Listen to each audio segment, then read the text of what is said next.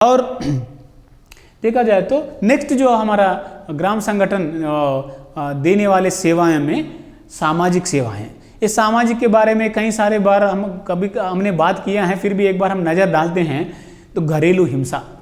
आपको पता है हर घर में जो नशा की वजह से, नहीं तो गरीबी की वजह से और यो अंधविश्वास की वजह से हमारा अलग अलग तरीके की कितना भ्रूण हत्या और कितना मतलब लड़की लोगों के ऊपर कितना मारपीट हो रहा है। मतलब अलग अलग तरीके की जो हिंसा गरीब परिवारों में ज़्यादा हो रहा है। हम ये नहीं कह रहे दूसरा परिवार में नहीं हो रहा है, दूसरा परिवार में भी हो रहा है, लेकिन ज़्यादा से ज़्यादा जो गरीब परिवारों में हो रहा है वो घरेलू हिंसा को, अगर ये घरेलू हिंसा रोकना है तो इसके लिए एक नीति तैयार करना चाहिए, एक पॉलिसी तैयार करना चाहिए और पॉलिसी के हिसाब से एक योजना बनाना चाहिए, योजना के हिसाब से कार्यक्रम लेना चाहिए, वो कार्यक्रम को लगातार कंटिन्यू करना चाहिए। इसीलिए NRLM में ग्राम संगठन ये काम कर रहे हैं कि जो हर एक गांव में सोशल एक्शन कमेटी आजकल बहुत सारे ग्राम संगठनों में बना रहा है। ये सोशल एक्शन कमेटी, इसमें क्या होता है, हर एक समूह में एक सोशल एक्शन कमेटी का एक मेंबर रहता है। यानी कि एक गांव में 15 अगर समूह है, 15 समूह में 15 लोग सोशल एक्शन कमेटी मेंबर रहते हैं। वो सोशल एक्शन कमेटी मेंबर क्या करते हैं, वो उनकी समूह में अगर ऐसी घरेलू हिंसा किस किस परिवार में हो रहा है, अगर ऐसी कोई दहेज प्रथा कौन सा घर में हो रहा है, अगर नहीं तो बाल विवाह का बात कहाँ पे हो रहा है, ऐसी पूरा चीज़ के बारे में वहाँ पे जानकारी लेके आके ग्राम संगठन में, ये ग्राम संगठन की लेवल पे सामाजिक कमेटी का जो मीटिंग होता है, सोशल एक्शन कमेटी का मीटिंग, वो मीटिंग में वो प्रस्ताव लेके आते हैं और वो सब लोग जाके उसको रोकने के लिए काम करता है। इसीलिए घरेलू हिंसा के ऊपर काम करते हैं, उसको बिल्कुल 100% घरेलू हिंसा को रोकने के लिए। नहीं तो अगर महिला को शादी करके लेके आते हैं यहाँ पे, अगर उनके ऊपर मारपीट करने से उनका मायका घर से कोई आता नहीं है, वहाँ तक जानकारी पहुँचता भी नहीं है। अगर सब लोग प्रेक्षक बन के देखता रहता है, मारपीट अगर महिला के ऊपर होता है, तो इस चीज़ में अगर वो समूह में नहीं है, कोई जाता नहीं है। अगर कोई जाके पूछे तो वो बोलता है पति देव, या नहीं तो जो पुरुष क्या बोलता है, मेरा पत्नी को मैं मार रहा हूँ, आप कौन है बीच में बात करने का। जब वो समूह में जुड़ चुके हैं, तब समूह को हक बनता है, ये हमारा समूह का सदस्य है, वो महिला के ऊपर आप हाथ नहीं लगाना चाहिए। अगर आप हमारा बात मान लो, अगर नहीं मानेगा तो हम थाना में जाएंगे। अगर वो समूह का नाम नहीं सुने, बात नहीं सुने, तो वो लोग ग्राम संगठन में भी जाते हैं। ग्राम संगठन में 150 दीदी लोग, अगर वो जिस दीदी का घर में घरेलू हिंसा हो रहा है, वहाँ पे जाके बताते हैं, समझाते हैं और हर तरह की प्रयास करते हैं उसको रोकने के लिए। अगर लोग ना सुने तो वो जो एक्ट के हिसाब से, जो कानून के मुताबिक जो होना है, वो थाना में जाके करते हैं। लेकिन ये ऐसी भरोसा जो हर एक महिला को ये ग्राम संगठन के दौरान मिलता है।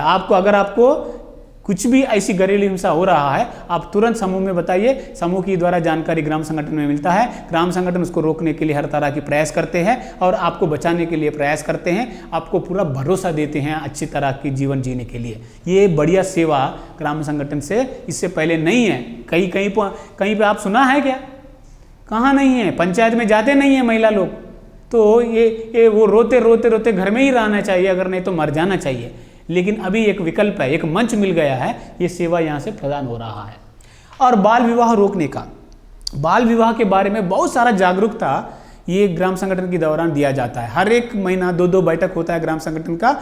हर बैठक में हर समूह से 2-2 या 3-3 प्रतिनिधि लोग आते हैं। उनको हर एक बैठक में ये एक जो सामाजिक कुरीतियाँ के बारे में, अंधविश्वास के बारे में जो अच्छी जानकारी मिलता है, वो जानकारी वो लोग लेके जाके अपना समूह में बताते हैं, समझाते हैं। अगर उन लोगों को कहीं पे अगर ऐसी घटना के बारे में जानकारी मिले तो वो लोग उसको हर तरह के प्रयास करके रोकते हैं। और ग्राम संगठन बाल विवाह करने से क्या क्या प्रॉब्लम होता है, समस्या होता है लड़की की ज़िंदगी में, और जो परिवार जो शादी होने के बाद भी उनका परिवार में क्या होता है, उनका जो पेट में पैदा होता है उन बच्चों के लिए भी कितना नुकसान पहुंचते हैं, ये सारे चीज़ के बारे में जागरूकता पैदा करता है। एक है, दूसरा है उसको रोकने के लिए हर तरह की काम करता रहता है। ये सेवा ग्राम संगठन से मिलता है।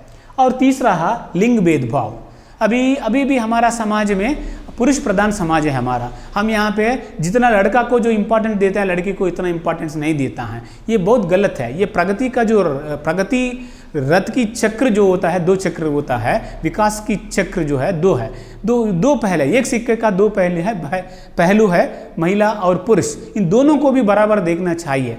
तो भगवान दोनों को बराबरी देखने के लिए बताया गया। कोई भी धर्म में ऐसा नहीं बताया गया है कि महिला कम है पुरुष ज़्यादा है, लेकिन उसका जो इंटरप्रिटेशन करते हैं लोग, उसको अलग तरीके से इंटरप्रिटेशन करते हैं, उसका जो अलग अलग तरीके की बताते हैं, लेकिन वो गलत है। और महिला आजकल, लड़की लोग आजकल पूरा विश्व भर में तो ये करके दिखाया है, हर किसी काम में वो लड़के लोगों से कम नहीं है करके। फिर भी लिंग भेद का क्या ज़रूरत है? लिंग भेद ये सोच में गलत है। एक गलत सोच को निकालना है तो उसके ऊपर ज़्यादा जागरूकता लाना चाहिए। वो जागरूकता लाने के काम ये यहाँ पे निरंतर ये जागरूकता, लिंग भेदभाव के ऊपर जागरूकता लाने के लिए, बहुत भ्रूण हत्या होता है, पेट में मार देता है अगर लड़की है तो, ये कितना गली। इसीलिए कोई भी राज्य में देखा जाए तो, अगर अंतर देखा जाए तो, अगर हर 1000 पुरुष के लिए अगर महिला देखा जाए तो इसका ये गैप जो है, अंतर जो है बहुत बढ़ रहा है। इसका मतलब क्या है? लिंग भेदभाव हमारा समाज में बहुत ज़्यादा है। ये बहुत रूढ़िवादी लोगों की रूढ़िवादिता से ये पैदा हुआ है, अंधविश्वास से ये और बढ़ रहा है। इसीलिए इसको रोकना चाहिए। रोकने के लिए बात बोलने से नहीं होगा, कुछ ना कुछ व्यवस्था काम करना चाहिए, वो व्यवस्था हर घर तक पहुंचना चाहिए। तो इसीलिए ये लिंग भेदभाव के ऊपर जागरूकता और उसके समाप्ति के लिए निरंतर प्रयास करने के लिए सेवा देते रहते हैं हमारा जो ग्राम संगठन। और ये सामाजिक सेवा में बाल श्रम, ये बाल श्रम कानून इसको रद्द कर दिया है, लेकिन आपको अब जाके देख लीजिए हकीकत में कितने बाल कार्मिक हमको दिखाई देता है। ये बच्चों की मतलब उनका जो राइट टू लिव, मतलब जीने की हक के खिलाफ है। जो हमारा हर एक को जीने का हक है हमारा देश में, उसकी खिलाफ है। बच्चों को अगर आप 14 साल के अंदर की जो बच्चों को लेके जाकर ईटा भट्टी में, नहीं तो होटल्स में, नहीं तो अलग अलग तरीके की मैकेनिक्स काम में अगर भेजते हैं, और उनका परिवार, वो उनकी पारिवारिक स्थिति गरीबी की वजह से वो परिवार बेचते हैं। लेकिन आजकल बहुत अलग अलग तरीके के विकल्प है बच्चों के लिए। आश्रम स्कूल्स है, प्राइवेट स्कूल्स है, अलग अलग तरीके की जो सहायता करने वाले जो नेटवर्क अभी बने हैं। इसीलिए वो बाल श्रम के बारे में जागरूकता देना और पूरा बाल श्रमिक रहित गांव को तैयार करने के लिए हर तरफ काम करते हैं। और ये ग्राम संगठन सामाजिक कमेटी के दौरान से, और सामाजिक भेदभाव यानी कि यहाँ पे जातिगत भेदभाव या लिंग भेदभाव से ये बड़ा भेदभाव है, जातिगत कैस्ट डिस्क्रिमिनेशन, यानी कि आप ज़्यादा है, आप कम है, या वगैरह वगैरह, आप इस जाति का है, वो उस जाति का है करके ये भेदभाव को पूरा निकालने के लिए हाथ में हाथ पकड़ के प्रार्थना गीत गाते हैं हमारा समूह में।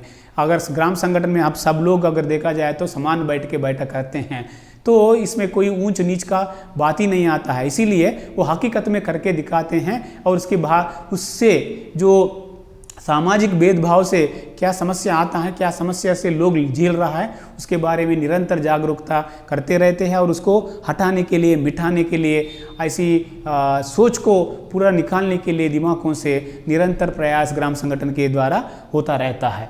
और हक और अधिकार के बारे में, हक और अधिकार तक पहुंचने के लिए ये वंचित समुदाय के लोगों को और गरीब लोगों के लिए काम करता रहता है ग्राम संगठन। यानी कि जो बहुत सारे हक रहता है जो हमारा जो कानून के द्वारा मिल गया है, तो वो हक अगर वो हक नहीं पाए तो हक जो मिलते हैं उसको इस्तेमाल नहीं करे, उपयोग ना करे, हक से कोई मतलब है क्या? अधिकार जो मिलता है गरीबों के लिए, जो अधिकार है, वो अधिकार को इस्तेमाल करने का या उपयोग करने का कोई स्थिति में अगर लोग नहीं हैं तो वो देने से कोई मतलब है क्या? तो इसीलिए हक और अधिकार पाने जैसा हर गरीब परिवारों को उसका जागरूकता देते हैं, उसका जानकारी देते हैं, और उसके लिए क्या क्या काम करना पड़ता है हर स्टेप में उन लोगों को सपोर्ट करते हैं। वो सपोर्ट सिस्टम ग्राम संगठन से मिलते हैं, मिलने से वो लोग अपना हक और अधिकार तक पहुंचते हैं। ये है ये सामाजिक सेवा में ये और एक इम्पॉर्टेंट सेवा है। और पीने का पानी, ये पीने का पानी अगर शुद्ध पानी या पेयजल हर एक को मिलना चाहिए। अगर ये पीने का पानी ना मिलने से, अच्छा पानी ना मिलने से बहुत सारा बीमारी आ रहा है। अगर आप कोई भी गरीब परिवार का जो इनकम एंड एक्सपेंडिचर यानी कि खर्चा, एक साल में होने वाला खर्चा और आय और खर्चा देखा जाए तो खर्चा 1 रुपये में 40 पैसा या 50 पैसा खर्चा होता है।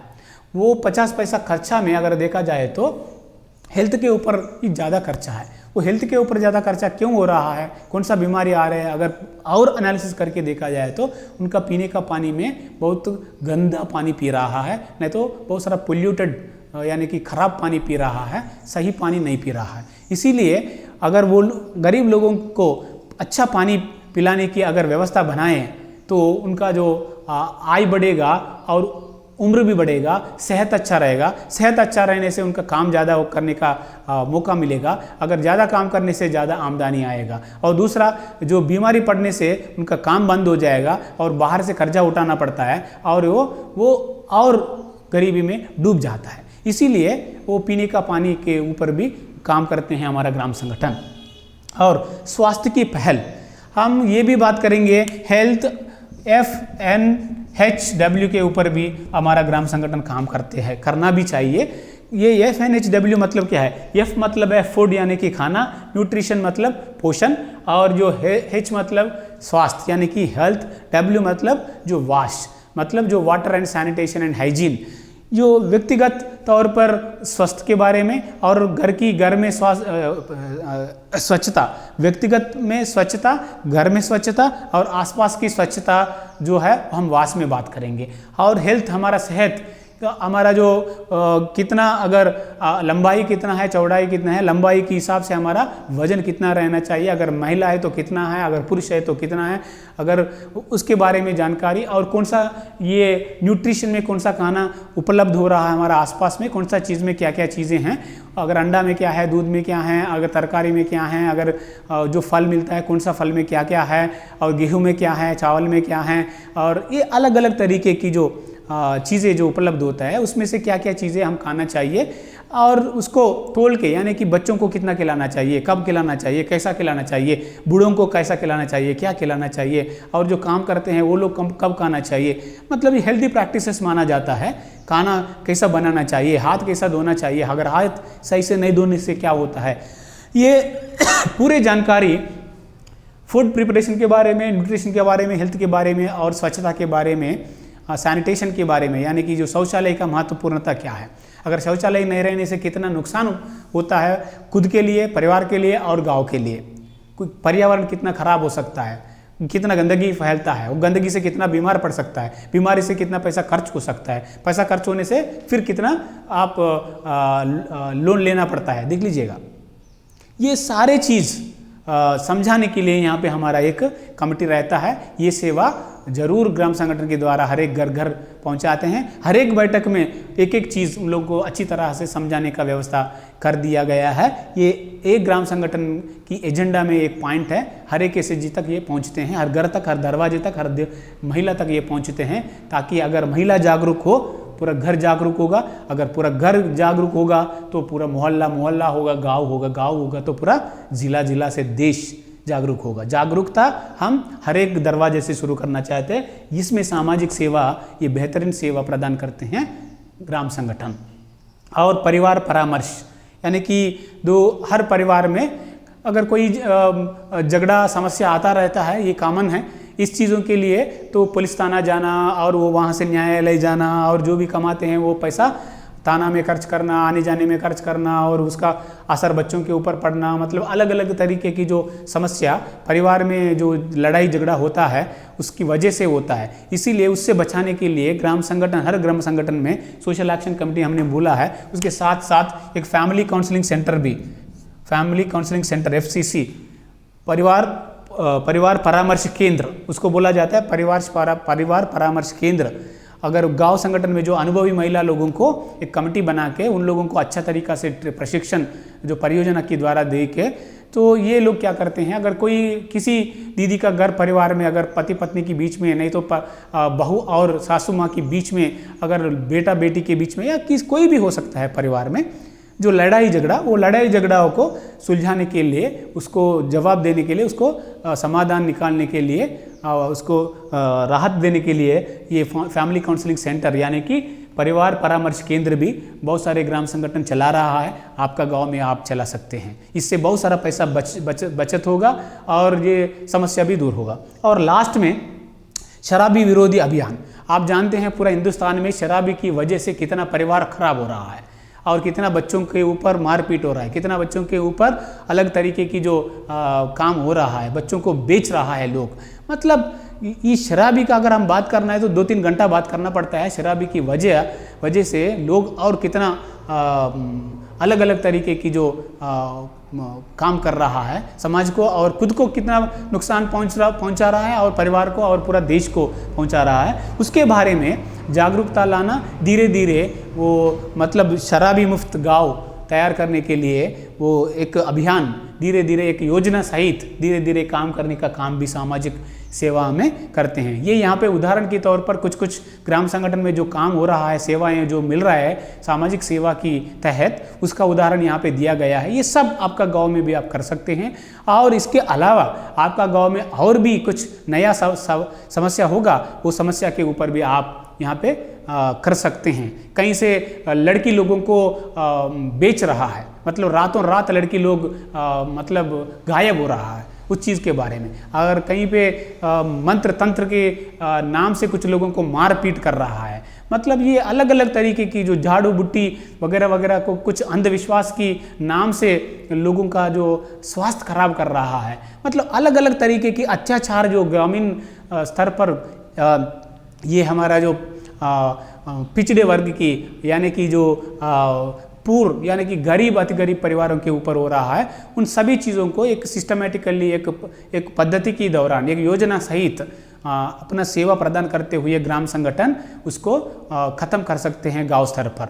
ये है सामाजिक सेवाएं। अगर हम अभी लास्ट में ये सेवाओं में अभी तक हमने चर्चा किया वित्तीय और आजीविका और सामाजिक, जो फाइनल जो है लास्ट की जो सेवाएं हैं तकनीकी सेवाएं यानी कि टेक्निकल सर्विसेज।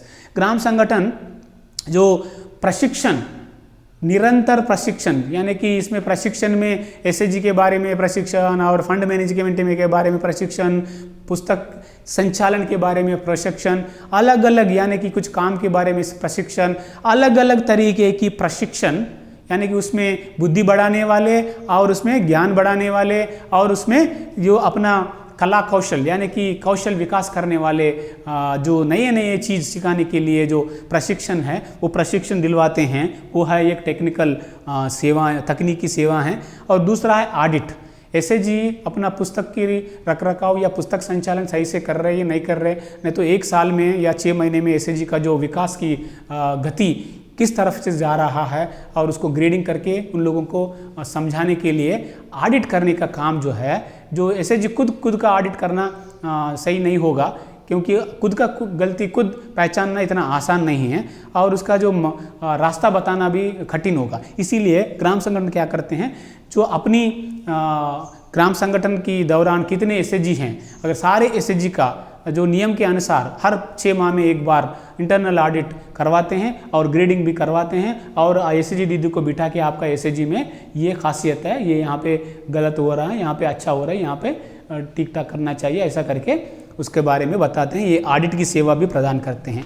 और पंजीकरण यानी कि रजिस्ट्रेशन, कोई एसएचजी उत्पादन करना चाहते हैं, अपना उत्पादन करने के बाद वो मार्केट में जाना चाहते हैं, अपना वस्तु को मार्केट में भेजना है तो उत्पादन को मार्केट में बेचना है तो वो लोग क्या करना है, तो रजिस्ट्रेशन यानी कि पंजीकरण यानी कि लाइसेंस लेना पड़ता है। लाइसेंस लेना है तो कहीं कोई ऑफिस में जाना पड़ता है, नहीं तो कोई कहीं पे रजिस्ट्रेशन करना पड़ता है। ये सारे चीज़ों में पंजीकरण वाले चीज़ों में भी ये तकनीकी सेवा में एसएचजी को मार्गदर्शन करते हैं ये ग्राम संगठन।